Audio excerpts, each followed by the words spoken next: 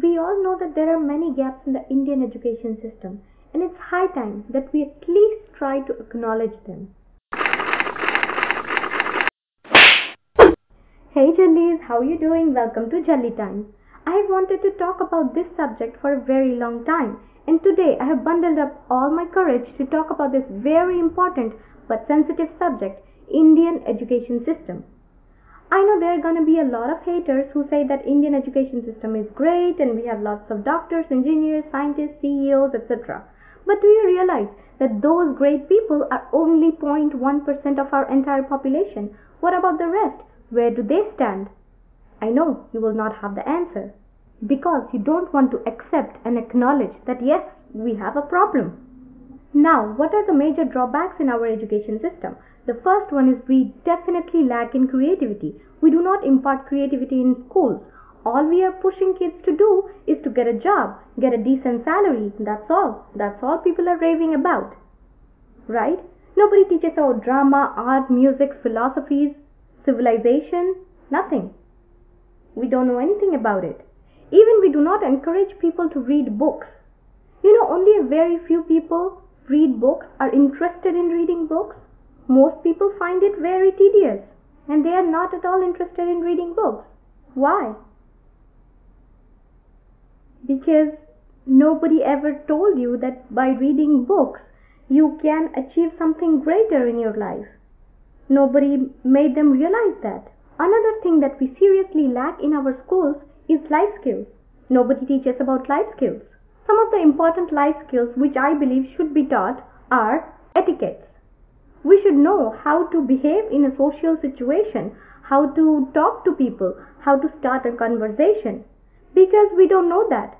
So whenever we are in a social situation, we just become reclusive or freeze. We don't know what to say. So others take us for granted and they think that we are very snooty or we don't like them and we don't want to talk to them, which is not true at all. Right? The second thing that we don't teach is money management. Most of our generation is now slowly entering into the workforce and earning money, but we don't know how to manage it or invest it because nobody told us how to do it. Nobody even gave us the basics of money management.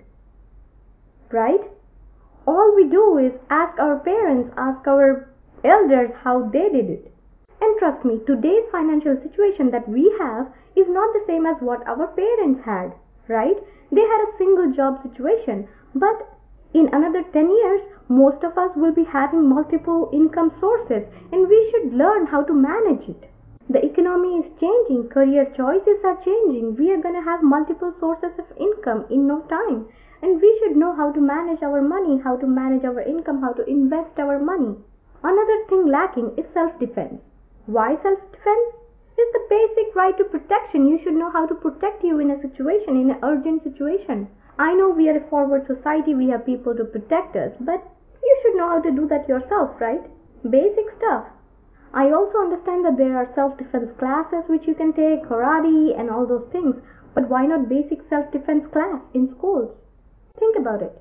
Another thing is food and nutrition.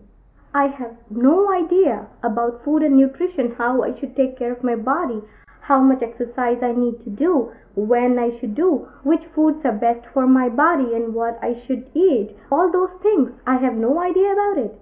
I get my information from the internet. And who knows what is the accuracy of that information. Another important thing is sex education. Nobody talks about sex education in school anymore. It is one of the most important aspects of our life, procreation. That's how human civilization will go forward. Why do teachers need to shy away from it? Because we lack so much of sex education in schools. That is one of the major causes of rape in our society, even marital rape. Nobody understands about consent and how important it is. The next thing is first aid, CPR.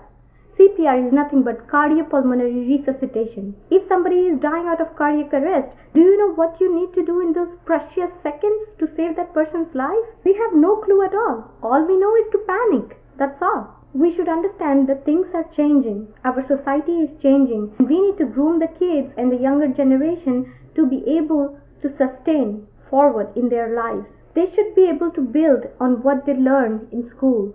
We have to give them a solid foundation. It's not always about grades or trophies or accolades or which scholarship you got or how much marks you scored in some exam. None of that matters in life when they go forward, when they get out of school. None of those things matter anymore. What matters is life skills, societal skills.